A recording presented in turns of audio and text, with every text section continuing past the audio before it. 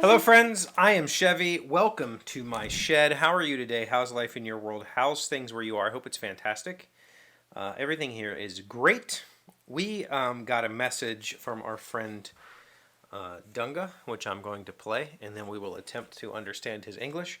Because I think that due to yesterday's book review, this question is a pertinent follow-up. Hey there, Chevy. No idea if you're going to use this in an episode or not, or if you're even going to hear it on time.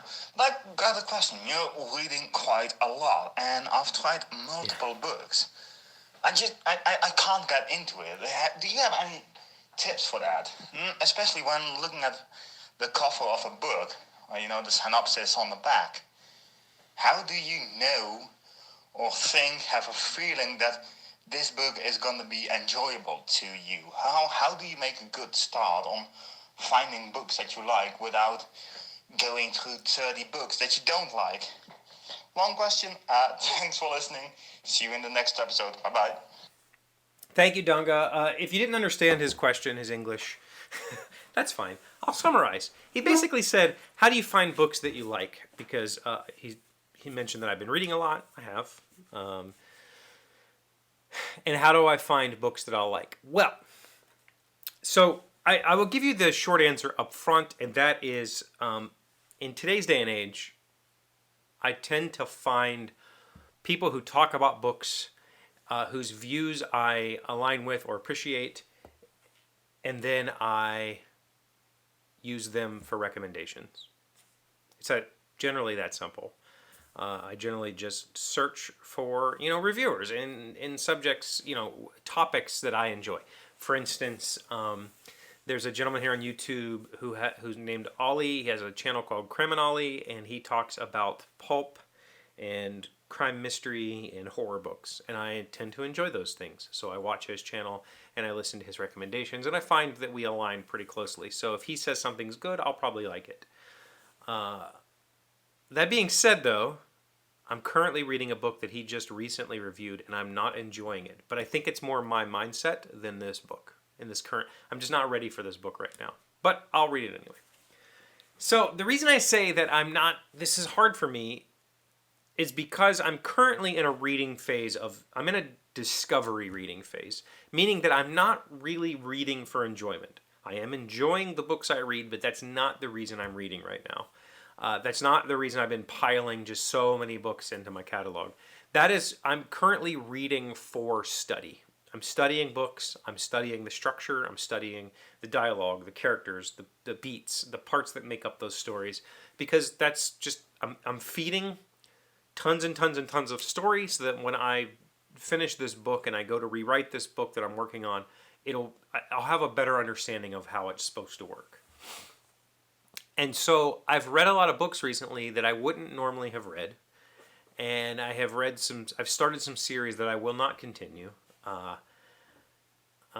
Because I read them, I got what I wanted out of them. I read them for the purpose of studying them, for understanding them. Here's the thing I've learned.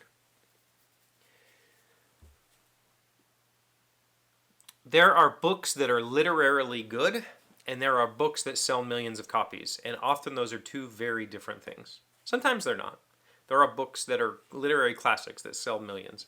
But there are authors who are writing 10 to 12 books a year. There are authors that are writing like 20 books a year that are selling hundreds of thousands of copies. And their books are objectively not good. They're just for lack of a better term, trash. But there's a huge audience for that. That material is just digestible, it's simplistic, it's just book, let's tell the same story but put different names on the characters and put them in a different setting. Same thing over and over and over again. And it sells like hotcakes because it is a comfort read. It's not about being literarily valuable. And then there are books that are just literarily perfect that sell a couple thousand copies or hundreds of copies because the person self-published and it's never discovered. So I want to know both sides. So I have read some series recently that are from very well-known authors that sell hundreds of thousands, if not millions of books, and I find them to be very lacking and very just blah. And I'm not going to continue reading those. But I read the books. I powered through the books because it's all about discovery. So finding what you enjoy. Here's the thing. I, for most of my life, have said I read fantasy. Fantasy is what I enjoy. And I find that to be true. Generally, I very much enjoy classic fantasy. I mean, The Hobbit was my first love. So I very much enjoy classic fantasy. However, I find that when the fantasy gets in the way of the storytelling, I get bored very quickly. I don't need or want pages and pages and pages of exposition to explain to me some complex world where things are so very different. The author has to map out everything. I tend to enjoy more traditional fantasy where there's just orcs and goblins and dragons and the normal stuff, and I don't have to learn all that stuff over every time I pick up a new book. So while I enjoy, say, Brandon Sanderson because of his writing and his character work, I often get annoyed that every book, the laws of physics are completely different, the laws of everything are completely different, the world is completely different, and it's just kind of, could you just give me more of the comfort stuff? I already know these other places, give me more of those, right? So I have read horror a few times in my life and enjoyed it. And what I have found recently, and I have read a few mysteries in the past, but they weren't really my thing. Recently, I've read a lot of thriller mysteries. I've read a lot of horror, and I've been very much enjoying it. So I think part of it comes down to figure out what you actually enjoy reading. Don't say, I'm a sci-fi reader, and that's all you read. Try a little bit of everything, because you might discover you like romance. I recently, last week, while I was in Colorado, read a romance, a rom-com. I read it as an alpha reader for a friend. He's written this book, and he needs readers. And I said, listen, I've never read romance, but, I've been reading a lot lately, and I've been trying to expand my horizons. I would gladly read this for you if you want.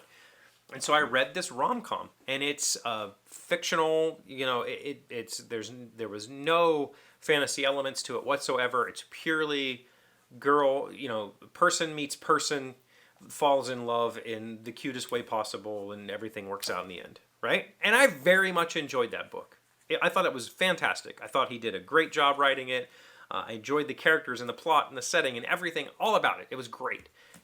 Am I going to go read romance? Probably not. It's, I can only take so much of the cutesy. I do like having the grittier side of things. I do like having the difficult decisions. And while there were parts of that romance that made me cry, there were parts of that romance where characters had to make difficult decisions. They're not the stuff that I'm personally identify with. So step one would be finding the genre that's right for you. Maybe you think you're a thriller lover, but you're really not. You really like historical fantasy or whatever. Maybe you like nonfiction. I don't know. The part about judging a book by its cover is, that's what we say here in the U.S. in case you don't say that in Europe. Unfortunately, is a part of it, right? I will pick books up and I will read the blurbs and go, nah, that's not for me. Is it? I don't know. But I feel like in today's day and age, there are tools available like Goodreads or even just Amazon reviews where you can figure out pretty easily if the book is okay or right for you. I would suggest reading the negative reviews first. Figure out if the person who's giving this book a negative review is doing so out of vindictiveness or just because it doesn't connect with them. And then if you're still interested, read the positive reviews and then make a decision. I find for me right now, everything is digestible. In fact, I'm considering trying to start back up on something like Dune or A Song of Ice and Fire or Fire and Ice, whichever it is. Neither of those series have I ever been able to read. I've tried multiple times to read both the first Dune book and A Game of Thrones and just been bored to death by them. They're just exposition of just blah, blah, blah. I don't give a shit about anything that's happening. But I think right now, I could probably power through that and be like, oh, I do enjoy it. Get past that introductory hurdle to the universe and the world and the rules and all that stuff and start to find the story and enjoy it. I think I could get through it right now because I've been reading some books. I finished 2s recently. Books I've rated 2, I've finished recently because I've been able to power through and learn. Because, ultimately, I think that it's much easier to learn from a book that doesn't work than a book that does, right? It's easy to point out why this book doesn't work. It's hard to point out why this one does. So, my final advice, read reviews. Find a book channel on YouTube that you resonate with, or a podcast that you resonate with, or a reading group that you resonate with, and take their recommendations to heart and give their recommendations a chance. It also helps that I have Kindle Unlimited, and I can just try new authors out without having to spend any extra money. And if I don't like it, I didn't waste $10 on an ebook or whatever it might be. Yeah, I hope that advice helps. I don't know. Maybe other people have ideas as well. I think that part of it just comes down to knowing what you enjoy reading and then feeding that monster until reading becomes like compulsory. It's been very compulsory for me lately. In fact, last night I didn't get to read very much at all and I felt icky about it. Let me know what you think in the comments. Thank you for being here as always. Thank you for liking, commenting, subscribing, being amazing friends and wonderful people. I really appreciate you. And I'll see you again tomorrow. Today's word you should know sounds smart is valuation. It's a noun meaning the calculated worth or value of an asset based on rigorous appraisal. One of the accounting firm's services is business valuation, where you can pay to have an accurate appraisal of what your business would sell for if acquired. Valuation, V-A-L-U-A-T-I-O-N. I thought the whole point of being acquired was that you didn't need an accurate valuation. You just made some shit up.